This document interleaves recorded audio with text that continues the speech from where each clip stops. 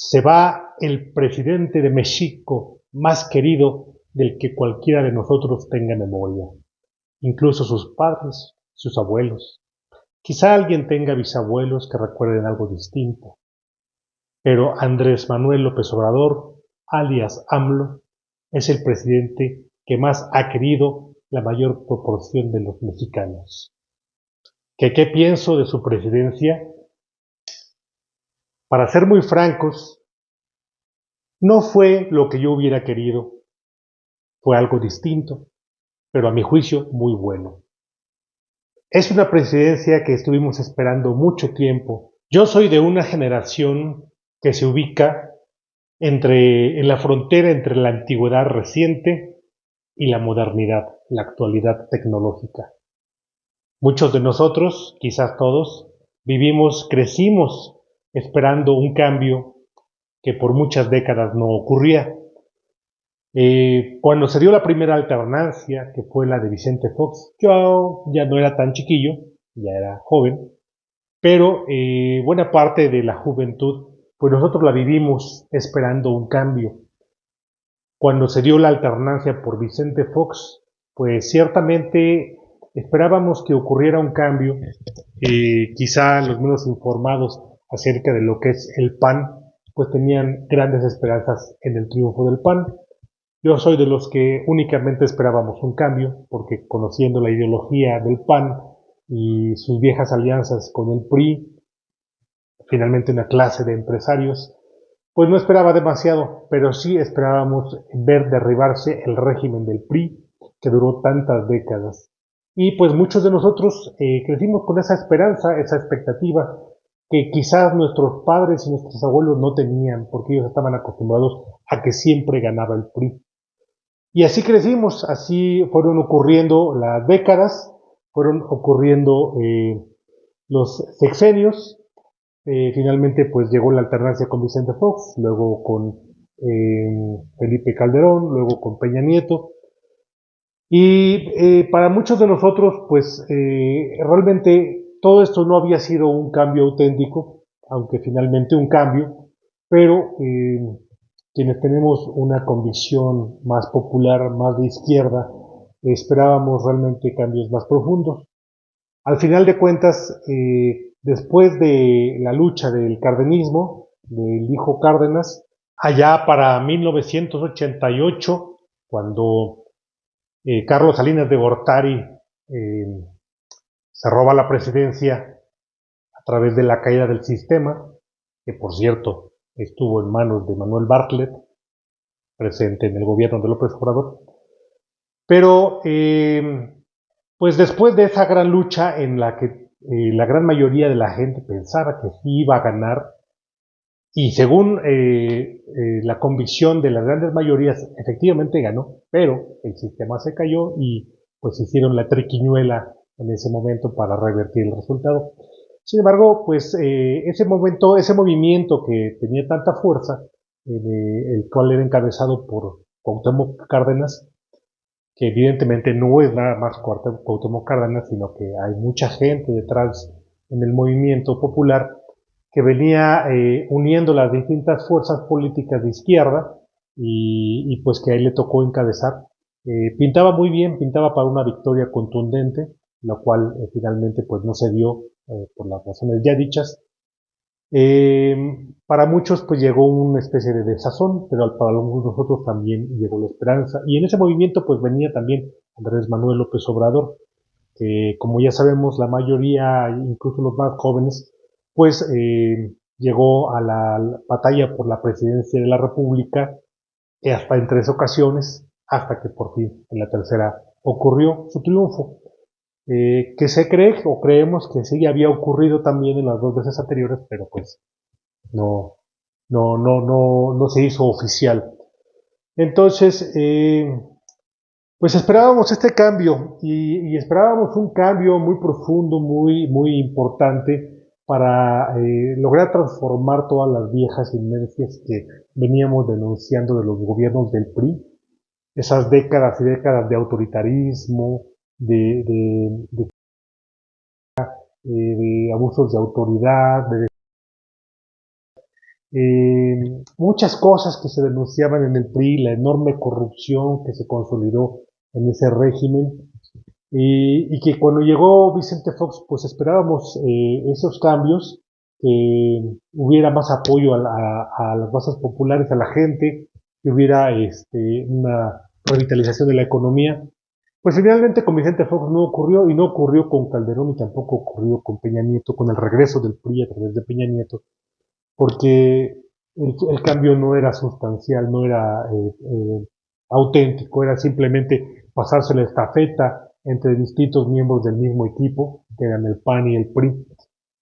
Y cuando llega Andrés Manuel López Obrador, pues teníamos grandes esperanzas en que se dieran por fin todos estos cambios en la política económica, en las leyes de derechos de pueblos indígenas, en la mejora del salario mínimo, en la mejora de la justicia, que desapareciera todo ese nepotismo que estaba tan enquistado.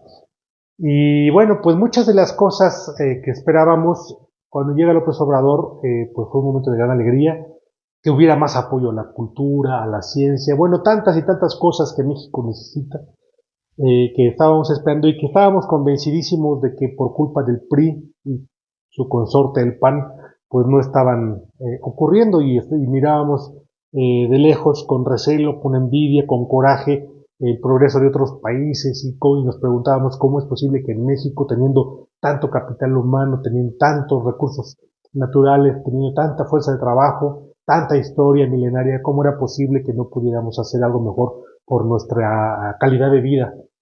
Y bueno, pues el culpable finalmente era el PRI y sus décadas y décadas de corrupción y de autoritarismo, y sus décadas y décadas de acumular poder, y luego pues el PAN, ¿no? Ese amaciato que no permitía los cambios.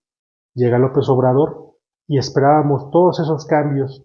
Evidentemente, pues también cometemos mucho error al esperar que un presidente llegue y cambie de la noche a la mañana todo. La pregunta es, ¿cumplió las expectativas o no cumplió las expectativas Andrés Manuel López Obrador?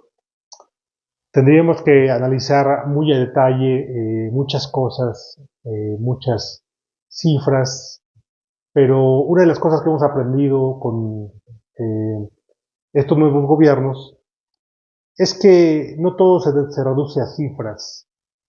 Evidentemente las cifras cuentan. Si no sacamos cifras de los crímenes, si no sacamos cifras de la pobreza, si no sacamos cifras de la alfabetización, eh, si no sacamos cifras de nada, pues no tenemos un referente objetivo para medir el progreso. Pero las cifras no son todo, y una de las cosas que más es importante, incluso quizá por encima de las cifras, pues es la percepción popular. Y si tenemos un presidente que se está retirando del cargo después de 6 años, con casi un 80% de aprobación, quiere decir que la percepción popular es mayoritariamente, muy mayoritariamente favorable. Esa misma percepción popular la tengo yo. Yo comparto también esta percepción. Eso no quiere decir que pensemos que no hay crimen, que ya no hay narcotráfico, que ya no hay asesinatos, que ya no hay delincuencia, que ya no hay vicios, que ya no hay pobres, que ya no hay, que ya la educación está de maravilla, que la ciencia va a viento en popa. No quiere decir nada de eso, pero tenemos una percepción de que las cosas han cambiado, y han cambiado seguramente para bien. Que quizá los resultados no se verán de inmediato, que quizá no se verán en el corto plazo, algunos empezarán a ver en el mediano plazo, algunos otros hasta el largo plazo, si logramos mantener este impulso transformador, revolucionario, e incluso aumentarlo, acrecentarlo, porque una de las cosas que esperábamos de López Obrador es que fuera un poco más revolucionario. Algunos esperaban que fuera mucho más revolucionario, algunos esperábamos algunas cosas distintas, y finalmente, pues López Obrador sigue siendo un político de izquierda, pero para muchos no lo es tanto. Es conservador en algunos aspectos, pero es un político sui generis, fuera de la norma, no encaja fácilmente en las etiquetas conceptuales que se suelen utilizar. A pesar de todo, yo considero que sí es un político de izquierda, que sí ha sido un gobierno de izquierda, que con ese partido político que él creó, a partir de su movimiento, que es Morena, al cual le podemos señalar muchísimas cosas, le podemos criticar que haya aceptado a tantos políticos deleznables, francamente corruptos que venían de otros partidos. Eh, pues podemos denunciar todo eso del Morena y podemos denunciar todo eso de que López Obrador los haya solapado o los haya tolerado. No lo sabemos a ciencia cierta porque se puede sospechar muchas cosas y se puede acusar muchas cosas, pero nos vamos a quedar con la especulación sobre si él aceptó, si él promovió o si él simplemente consintió o simplemente tenía prioridades que debía atender, por lo cual esas cosas se las dejaba al partido, precisamente, ¿no? Y pues en el partido sabemos que hay gente impresentable, pero a pesar de todo, se han venido dando cambios legislativos, cambios que sí le han venido a dar una cara completamente nueva a México. Ha faltado profundidad, seguramente que ha faltado profundidad. Por ejemplo, muchos esperábamos que hubiera un gran apoyo a la cultura, a la ciencia, a la educación, y esas cosas como que quedaron pendientes. Nos deja la desazón de sentir que el país se está militarizando, pero también es cierto que el país está convertido en un campo de minas, que sin una policía fuerte, pues no se va a poder frenar tanta delincuencia. Y sabemos que las policías civiles pues no estaban cumpliendo porque se corrompían con mucha facilidad, pues ya tenemos ahí el caso de el señor García Luna. Entonces, desde algunas perspectivas parece comprensible la decisión de López Obrador de crear esta Guardia Nacional y transferirle el mando a las Fuerzas Armadas. Eh, Podemos revisarlo, podemos cuestionar y revisar a detalle si esto es bueno o no lo es. La situación del país no es muy alentadora, por lo cual podemos comprender ciertas decisiones, ¿no? Y al final de cuentas, lo que todo mundo denuncia con esta transferencia y con estas medidas que tomó López Obrador, pues es la acumulación de poder. La acumulación de poder que se denuncia desde una visión de la política en la que se considera que debe de haber contrapesos. Y esos contrapesos pues sabemos que se materializan en la existencia de tres poderes, el ejecutivo, el legislativo y el judicial, y que se materializa también en la existencia de distintos partidos políticos para que haya una competencia. Eh, Sin embargo, este balance, este equilibrio de fuerzas, estos contrapesos o este sistema de contrapesos no es la panacea y tampoco debemos dejarnos engañar de que ese sistema de contrapesos es la solución a todos los problemas, porque lo hemos tenido mucho tiempo y hay otros países que lo tienen y sin embargo no termina de ser una solución para los problemas más graves quizás de las naciones. Ese sistema de contrapesos es como un freno de mano, como un freno de mano que evita que un gobierno se vuelva autoritario y abusivo con el poder. Sin embargo, el poder depende también siempre de quien lo utilice. Vamos a pensar en las intenciones, en los propósitos, en los objetivos para los que se pretende utilizar el poder. La acumulación de poder o la concentración de poder en sí misma no es mala, porque permite hacer más cosas que en un sistema de contrapesos en donde unos están quitando ese poder a otros. Además, que en el sistema de contrapesos aplicado a los partidos políticos no nos garantiza gran cosa porque ya sabemos que las clases poderosas, económicamente hablando, tienden a encumbrar partidos políticos que no ayudan a las clases populares, y si las ayudan de repente es únicamente para ellos salir beneficiados en una mayor medida. Entonces, el sistema de contrapesos no es la panacea ni es la verdad universal.